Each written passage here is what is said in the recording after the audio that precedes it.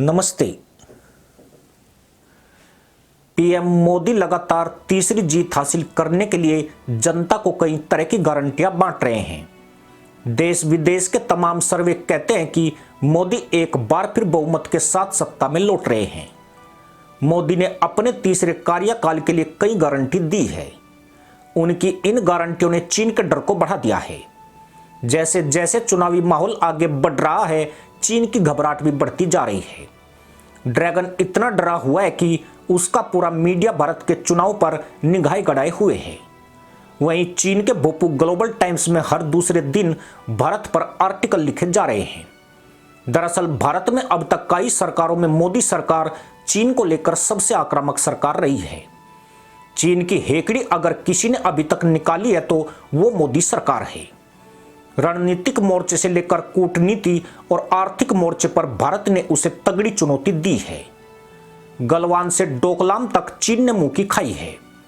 वहीं भारत ने दुनिया में चीन के खिलाफ एक नेक्सस बनाने में कूटनीतिक पहल को धार दी है।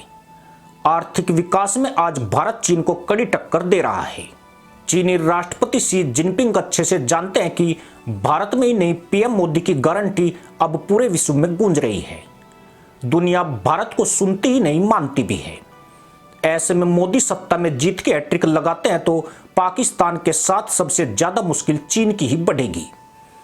असल में भारत ने कई चीनी कंपनियों की चालबाजी पर नकेल कसी है। भारत ने चीनी कंपनियों से निपटने के लिए बेहद सख्त कदम उठाकर ड्रैगन को संदेश दिया कि उसकी मनमर्जी भारत में नहीं चलने वाली है। दुनिया में भारत एकमात्र देश है जिसने 200 से ज्यादा चीनी ऐप्स को एक झटके में बंद कर दिया। इतना ही नहीं, जो चीन अपने यहाँ माल बनाकर दूसरे देशों में बेचता था, भारत की रणनीति ने उसे मजबूर कर दिया कि चीनी कंपनियां भारत में ही प्रोडक्शन करेगी। नतीजा यह हुआ कि आज चीन की कई कंपनियां भारत में प्लांट लगाकर यहां से दूसरे देशों को निर्यात कर रही है, जिसका फायदा सिर्फ आम जनता को ही नहीं मिला है, देश को भी भारी राजस्व के रूप में मिल रहा है। चीन का दुखड़ा यह भी है कि मोदी के कार्यकाल में मेक इन इंडिया का डंका बज रहा है। वहीं अगले 5 सालों में भारत की विकास दर 8% होने की क्षमता है, जो चीन को पीछे छोड़ रही है। भारत अब दुनिया की तीसरी अर्थव्यवस्था बनने की तरफ कदम बढ़ा चुका है और यह सीधे सीधे ड्रैगन को चुनौती है, जो दक्षिण एशिया में भारत एक पहाड़ की तरह उसके सामने आ खड़ा हुआ है। यही वजह है कि आज चीन को चक्कर आ रहे हैं और इस चक्कर गिनने का असली कारण मोदी की वो गारंटी है जिसके तहत भारत को 2047 तक एक विकसित देश बनाना है। पर मोदी की यही गारंटी नहीं जिसने शी जिनपिंग के कान के पर्दे फाड़े हुए हैं। पूरी संभावना है कि मोदी के तीसरे कार्यकाल में भारत संयुक्त राष्ट्र में वीटो पावर से लैस हो सकता है, जिसके लिए मोदी सरकार ने पूरी ताकत लगाई हुई है। अभी तक दक्षिण एशिया में चीन वीटो पावर वाला एकमात्र देश बना हुआ है। अगर भारत संयुक्त राष्ट्र में स्थायी सदस्यता पाने में सफल हो गया तो चीन की अहमियत को जबरदस्त आघात पहुंचेगा। भारत को यूएन का परमानेंट मेंबर बनाने की गारंटी मोदी दे चुके हैं। कोरोना काल के बाद से ही चीन में भारी उठापटक हो रही है। वह आर्थिक चुनौतियों के झंझावात में फंसा हुआ है। उसका उत्पादन कम हुआ है और आयात निर्यात में भारी गिरावट दर्ज की गई है। बेरोजगारी दर में 1.5% की बढ़ोतरी हो चुकी है। कई बैंकों पर दिवालिया होने की तलवार लटक रही है। चीन का रियल एस्टेट सेक्टर, जिसे देश की रीढ़ माना जाता था, पिछले साल धराशायी हो गया। उसकी सबसे बड़ी रियल एस्टेट कंपनी एवरग्रीन भारी कर्ज में डूब गई।